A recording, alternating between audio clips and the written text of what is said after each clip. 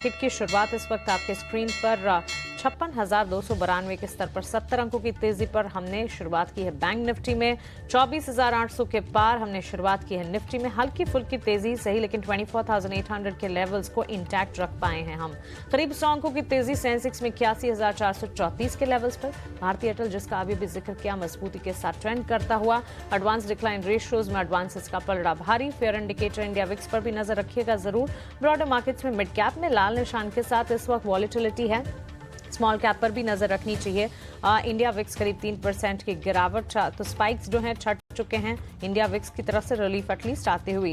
Stock wise action LNT पर focus रखिएगा जरूर। एलएनटी में हमने देखा करीब 3% की तेजी, नतीजों का एक एक्शन है जो कि नजर आ रहा है। बैंक ऑफ इंडिया पर नजर होनी चाहिए।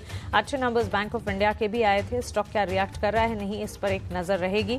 इसी के साथ साथ पिरामल एंटरप्राइजेस 1.25% की तेजी बैंक ऑफ इंडिया में। पिरामल एंटरप्राइजेस के नतीजे भी अनुमान के मुताबिक ऑन ऑल फ्रंट ठीक ठाक। इसी के चलते 1.5% की तेजी पर कामकाज, जहां पर एनटीपीसी के मिले जुले नंबर्स थे। मिले जुले नंबर्स का मिला जुला असर है या नहीं, इस पर नजर रखेंगे हम। इसी के साथ साथ आज टाटा स्टील, पावर ग्रिड के नंबर्स आने वाले हैं। लंबी लिस्ट है एफएनओ कैटेगरी की जिसके नंबर्स आएंगे।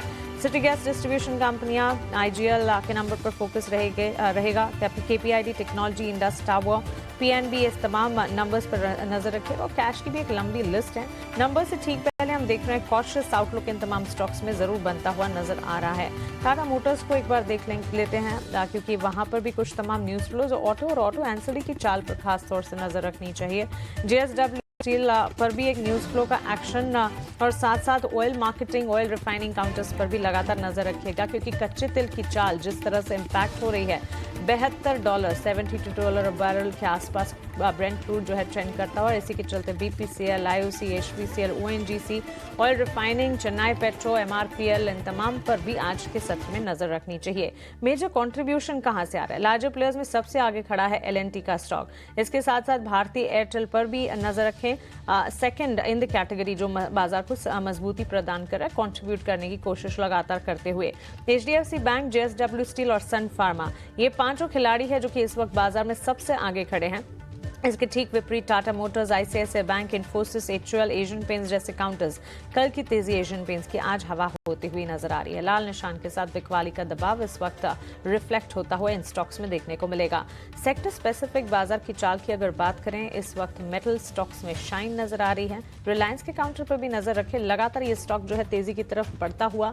नतीजे जब आए थे तब हमने देखा था एक कमजोरी, और कमजोरी पर लगातार हम एक राय भी दे रहे थे कि गिरावट में एक बार एंट्री अपॉर्चुनिटी ढूंढे जरूर, क्योंकि आने वाले महीने में ही रिलायंस की एजीएम, और एजीएम में कई सारे डेवलपमेंटल न्यूज आ सकते हैं जिसका एक इम्पैक्ट दिखेगा। नतीजों को लेकर आई थिंक 10 सेशंस भी नहीं हुए हैं, और इस वक्त स्टॉक जो है वापस तेजी की तरफ बढ़ चुका है, तो इस पर नजर जरूर रखें। इस पर बुलेटिन में आगे हम हमारे एक्सपर्ट से जानकारी भी लेंगे। मेटल स्पेस में अच्छी शाइन नजर आ रही है। Top performing sector PSU bank का खेमा भी इस वक्त अच्छी मजबूती दिखाते हुए। फार्मा लगातार डिफेंसिव के तौर पर बाजार को संभालने का काम कर रहा है। फार्मा हेल्थकेयर डायग्नोस्टिक बकेट में कल भी अच्छी तेजी थी, आज के सत्र में भी ये सेक्टर चल रहा है। एनर्जी, रियल एस्टेट, आईटी और फाइनेंशियल सर्विसेज, यहां पर अच्छा खासा एक्शन है।